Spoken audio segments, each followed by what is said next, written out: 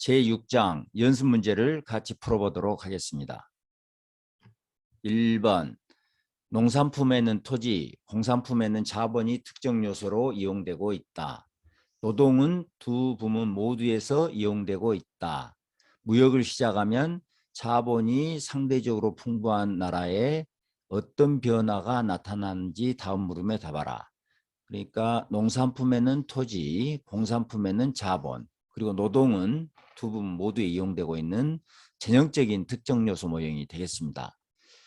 1번 무역 이후 공산품과 농산품 생산에 어떤 변화가 있을까? 자본이 상대적으로 지금 풍부한 나라에서 무역을 하게 되면 자본을 특정 요소로 사용하고 있는 재화, 이게 풍부하니까요. 그래서 공산품 생산은 증가하고, 이게 비교 우위제가 되겠습니다. 그래서 비교 여리제인 농산품 생산은 감소한다, 이렇게 보겠습니다. 무역 이후 노동, 자본, 토지의 명목 보수 변화를 설명하라. 그러면은 무역 이후에 지금 공산품 생산이 증가하게 되니까 공산품 가격이 지금 무역 이후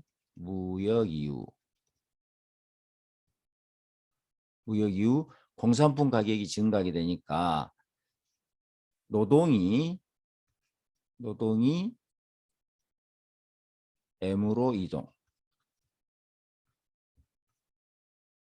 공산품은 노동이 이동하게 될 것이고, 자, 그러니까 공산품 부문에서는 노동의 한계 생산성이 공산품 부분에서 노동이 풍부해지니까 감소하게 될 것이고, 노동의 한계 생산성이 농업 부문에서는 노동이 희소해지니까 증가하게 될 것이고, 이게 지금 노동의 변화에 나타나는 것이고, 그 다음에 노동이 이동하니까 MP 공산품 부분에서 자본의 한계 생산성은 노동의 유입으로 증가하게 될 것이고, MPT 토지의 한계 생산성은 농업 부문에서 노동의 유출로 토지의 한계 생산성 감소하게 될 것이다. 우리가 이걸 이해하고 답을 하면 되겠습니다. 자, 2번 다시 한번 볼까요? 노동, 자본, 토지의 명목보수는 어떻게 되겠는가? 일단 노동의 명목보수는 올라가게 될 것이고, 노동의 어디다 할까요? 여기다 할까요? 노동의 명목보수는 올라가게 될 것이고, 자본과 토지의 명목보수는 어떻게 되겠습니까? 자본의 명목보수는 여기 보면 자본의 한계 생산성 올라갔죠. 그 다음에 자본 이 가격도 올라갔잖아요. 그러니까 이건 올라가게 될 것이고, 토지의 명목보수는 가격은 그대로인데 한계 생산성이 하락했으니까 하락하게 된다. 이렇게 답하면 되겠습니다. 3번 무역 이후 노동, 자본, 토지의 실질보수. 이 실질보수는 뭐죠? 한계 생산성과 같잖아요. 실질보수는 한계 생산성으로, 자, 간단하게 노동만 이야기하면 실질보수는 소문자로 써야 되겠죠. 이 실질보수는 명목보수를 가격으로, 뭐 M이나 또는 아무튼 가격으로 나누면 이게 실질보수가 되겠습니다. 자, 그러니까 노동의 실질보수는 공산품으로 평가한 실질보수는 하락하고, 농산품으로 생산한 실질보수는 상승한다. 그러니까 농산품을 사면 더 많이 살 수 있고, 그 임금으로, 동일한 임금으로 공산품을 사면 예전보다 더 적게 살 수 있다. 그리고 자본의 실질보수는 증가하고 토지의 실질보수는 하락한다. 이렇게 답할 수 있겠습니다. 자본의 보수는 공산품 가격보다 더 높게 올라간다. 자본의 보수는 이따 써볼까요? 공산품 가격보다 더 높게 올라간다. 자본의 보수는 이렇게 될 거 아닙니까? 가격 곱하기, 자본은 공산품 부분에 쓰니까 공산품 가격 곱하기 한계 생산성. 그런데 이게 올라갔죠? 그 다음에 이건 올라갔잖아요. 그러니까 이 자본 한계 생산성은 공산품 가격보다 이 한계 생산성, 자본 한계 생산성 증가로 인해 더 높게 올라간다. 이렇게 답하면 되겠습니다. 조금 더 자세한 내용은 여러분들이 본문 교과서를 참고하시면 되겠습니다. 2번 개방정책에 대해 비교여리제인 수입대체제 산업에 종사하는 자본가들의 반대가 가장 크지만 이 산업에 종사하는 노동자들도 수익 개방에 반대하는 경우가 많다. 수익 개방 시 노동자와 자본가의 보수가 반대 방향으로 움직인다는 스톨퍼 사무엘슨 정의와는 달리 자본가와 노동자가 이해를 함께하는 이유가 어디에 있는가? 스톨퍼 사무엘슨 정의는 이건 노동과 자본이 모두 이동 가능한 장기를 염두에 두고 한 정의죠. 그래서 노동과 자본이 다 이동했을 때 한 생산 요소 실질 보수는 증가하고 다른 생산 요소 실질 보수는 오히려 감소한다 하는 게 스톨퍼 사무엘슨 정의인데 왜 노동자 자본가가 이해가 바뀜에도 불구하고 같이 이 행동을 하게 되느냐 하는 것은 단기적인 상황이죠. 단기적인 상황. 단기에서는 노동과 자본이 다 이동하지 못하니까 수입 대체제 산업에 종사하는 노동자와 자본가의 보수가 모두 하락하게 된다. 이렇게 볼 수 있겠습니다.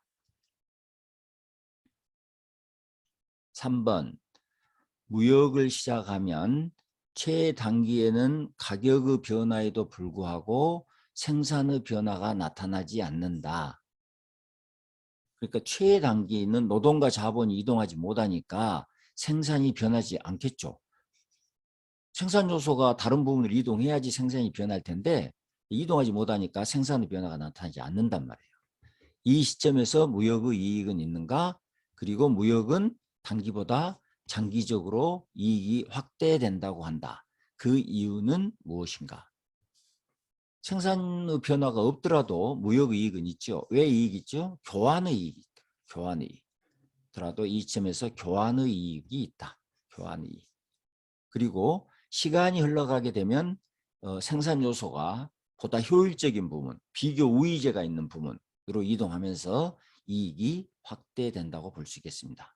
시간이 흐름에 따라 요소 이동이 발생하면서 특화의 이익, 생산 변화로 인한 이익이 특화 이익이죠.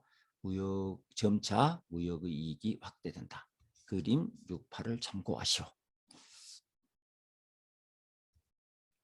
4번 농림부 보고에 의하면 전남 지역의 농지 가격은 어떤 지역보다도 낮고 농지가 서울 근교보다는 전남 지역이 특히 이 가격이 낮더라 이런 얘기입니다. 또 집가 상승률도 가장 낮다. 절대 가격만 낮은 게 아니라 상승률도 낮더라 이런 이야기예요. 전남은 농지 가격과 집가 상승률이 낮은 것은 일부 농산물 수익 개방의 영향 때문이라고 할 수 있다. 이를 특정 요소 모형으로 설명하라. 농지는 농산물에 사용되고 있는데 우리나라는 농산물에 경쟁력이 없지요. 수입자단 말이에요. 그러니까 개방을 하게 되면 농산물 가격이 중국이나 뭐 미국 이런 농산물들이 들어오게 되면 농산물 가격이 하락하게 될 것이고 농산물 가격이 하락하니까 여기에 특정 요소로 농산물의 특정 요소로 쓰고 있는 토지의 보수가 하락할 수밖에 없겠다. 자 그러다 보니까 농지가 많은 전남 지역이 농지 가격이 낮을 수밖에 없고 특히 이제 서울 근교 같은 경우에는 농지가 공업 용지로 전환돼서 사용될 수도 있는데 전남은 공업 부문이 이 비중이 높지 않으니까 이 농지 가격이 낮아질 수밖에 없겠다 이렇게 답할 수 있겠습니다. 5번 X제에는 자본이, Y제에는 토지가 특정 요소로 사용되는 경제에서 자본량의 증가가 생산량과 요속 가격에 미치는 영향에 대한 다음 물음에 답하시오. 그림을 이용해 임금의 변화를 표시해라. 자본량이 증가하게 되면 이건 X제에 투입되게 될 것이고 X제에 투입되게 되니까 X제의 노동보다는 자본이 상대적으로 풍부해지니까 여기서 X제 부문에서 노동의 한계 생산성이 X제 부문에서 X에 투입되니까 노동의 한계 생산성이 증가한다고 봐야 되겠습니다. 그래서 그림을 한번 보시면 애초에 초기 균형점이 A점이고 노동이 여기서 배분되고 있었는데 X제 부문에서 이 X제 부문에서 자본량이 증가하게 되니까 X제 부문에서 노동의 한계 생산성이 가격은 그대로고 노동의 한계 생산성이 이렇게 올라가게 되는 거죠. 이렇게 올라가게 돼. 올라가게 되면서 이 선이 한계 생산물 가치 곡선이 위로 이동하게 되고 그러면 새로운 균형점이 이 B점이 된다고 볼 수 있겠습니다. 그래서 노동의 한계 생산성, 다시 말해서 임금이 가격은 그대로 있으니까 가격은 A나 지금이나 그대로죠. 가격의 변화는 없으니까 A점에서 B점으로 올라갔다는 것은 임금이 올라갔다. 그리고 실질 임금이 올라갔다. 한계 생산성이 올라갔다. 이렇게 볼 수 있겠습니다. 그림을 이용해 임금의 변화를 표시하라. 임금이 올라간다는 것을 우리가 볼 수 있었고요.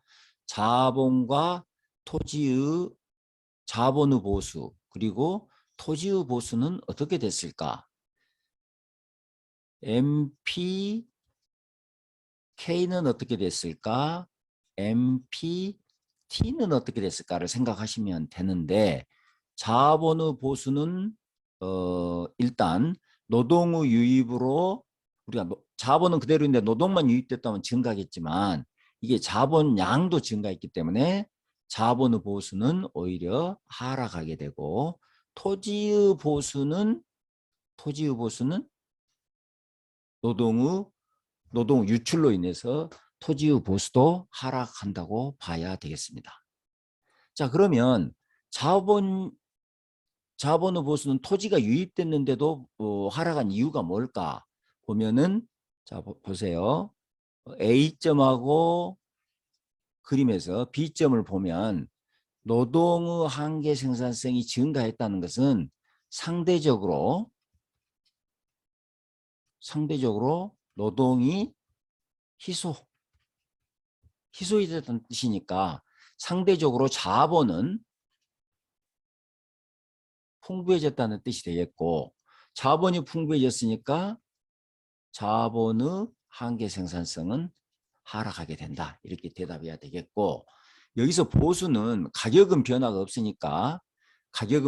없으니까 보수는 이 한계 생산성의 변화가 바로 보수 변화로 설명되고 연결된다고 볼 수 있겠습니다.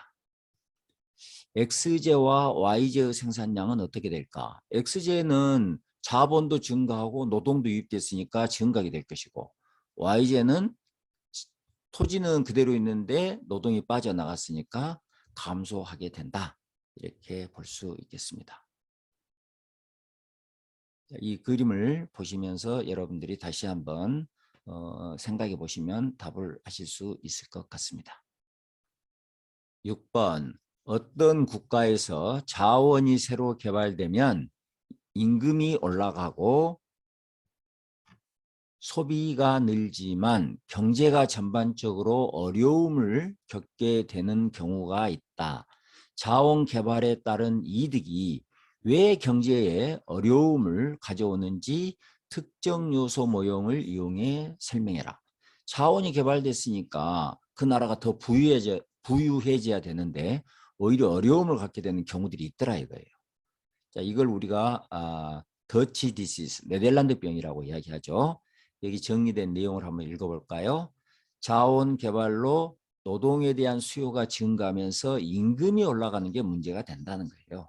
노동이 자원 개발 쪽으로 이동하니까 임금이 올라가게 되고 임금이 올라가게 되니까 다른 섹터, 특히 이 공업 부문의 경쟁력이 있는 경우에 공업 부분에서 비용 상승이 되는 거죠.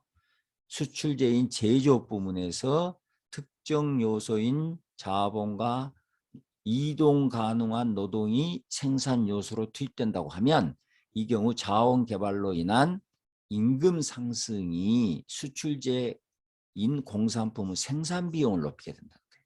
그래서 수출 경쟁력을 떨어뜨리게 되고 그 경제가 어려움을 겪게 된다.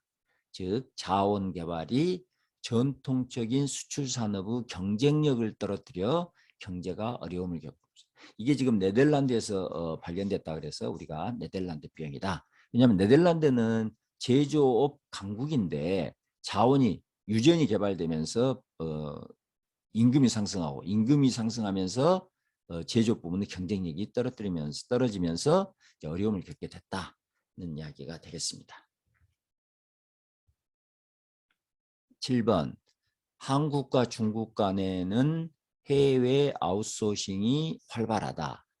여러 종류 부품을 조립하여 최종재를 생산하는데 고기술 부품은 한국에서 그리고 저기술 부품은 중국에서 고기술은 한국, 저기술은 중국 아웃소싱 한다고 하자. 한중 FTA가 체결됐다고 하고 FTA가 체결되면은 관세가 없어지니까 무역 비용이 감소한다고 볼 수 있겠습니다. 해외 아웃소싱 모형을 이용해 다음 물음에 답하라. 한국과 중국으로 해외 아웃소싱에 어떤 영향을 미칠까? 무역 비용이 감소하니까 증가하게 되겠죠. 한국과 중국의 숙련, 비숙련 임금에는 각각 어떤 영향을 미칠까? 한국에서는 비숙련 제품이 중국으로 이동해 가는데 중국의 입장에서는 상대적으로 그 제품이 자기 나라 입장에서 숙련 노동 제품이란 말이에요. 그러다 보니까 숙련, 비숙련 노동 임금이 상승하게 될 것이다. 이렇게 볼 수 있겠습니다. 한국 기업의 생산량에는 어떤 영향을 미칠까? 이게 한번 볼까요? 무역 비용 감소로 저기술 부품의 상대 가격이 하락하므로 한국 기업의 최종재 생산은 증가한다. 자, 이 모형에서는 최종재 조립은 그냥 비용 없이 이루어진다. 이렇게 우리가 지금 교과서에서 가정하듯이 그 모형을 이용하면 중국으로부터 저 기술 부품들이 오게 되니까 상대 가격이 하락한 이 부품들로 인해서 생산이 증가하게 된다. 이렇게 보겠습니다. 한국 경제에 이득이 있는가? 최종재 생산 증가, 가격이 하락, 그래서 소비자들은 이득을 얻게 된다. 중국 경제는 이득을 얻는가? 중국도 이득을 얻는다. 중국에서도 한국으로 부품 수출이 증가하고 그 결과 숙련, 비숙련 상대 임금이 상승하고 중국도 이게 상승하는 거죠. 최종재 생산 증가로 가격이 하락하여 중국 소비자들도 이득을 얻게 된다. 그러니까 7번 문제는 무역 비용이 감소하게 되면 아웃소싱이 증가하게 되고 아웃소싱이 증가하면 두 나라 모두 숙련, 비숙련 노동 임금이 이 B가 그러니까 숙련 노동 임금이 상대적으로 상승하게 되는 거죠. 상승하게 되고 두 나라 모두 무역 증가로 인해서 최종재 생산이 증가하는 이득을 얻게 된다. 는 것입니다. 8번 중국의 기술 수준이 한국보다 빠르게 증가하고 있다. 앞부 7번 문제의 해외 아웃소싱 모형을 가정하고 중국의 기술 진보가 한국 경제에 이득을 주는지를 그림을 이용하여 설명하라. 중국에서 이제 보통 기술 진보가 발생하게 되면 가격이 하락하게 되는 거죠. 가격이 하락. 그걸 이용하면 되겠습니다. 여기가 고기술이고 여기가 저기술이니까 이 상대 가격은 이렇게 되는 거죠. 저기술 부품의 상대 가격 PL 나누기 PH단 말이에요.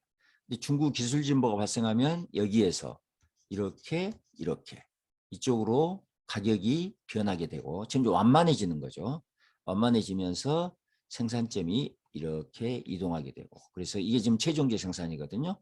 최종재 생산이 증가하고 가격이 하락하는 이득을 얻게 된다. 이렇게 답할 수 있겠습니다.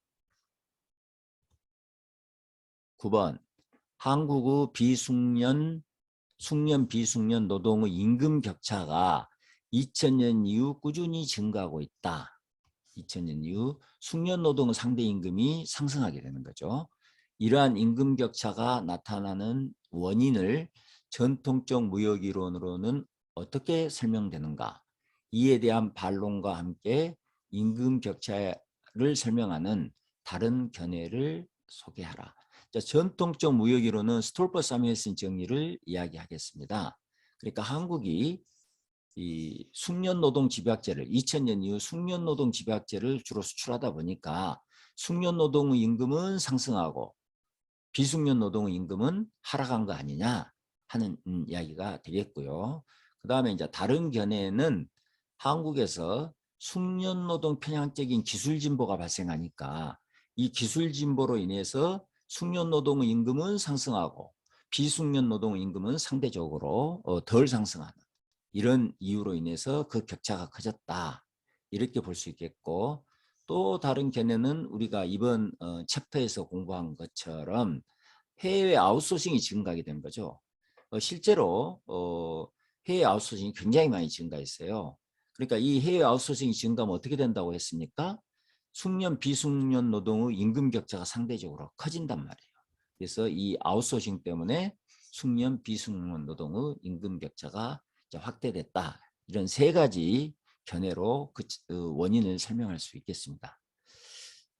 이렇게 볼 때 2000년 이후 숙련 비숙련 노동의 임금 격차 확대는 하나는 스톨퍼 사무엘슨 정리, 또 하나는 기술 진보, 또 하나는 해외 아웃소싱 이렇게 이런 다양한 요인으로 우리가 설명할 수 있겠다는 이야기가 되겠습니다.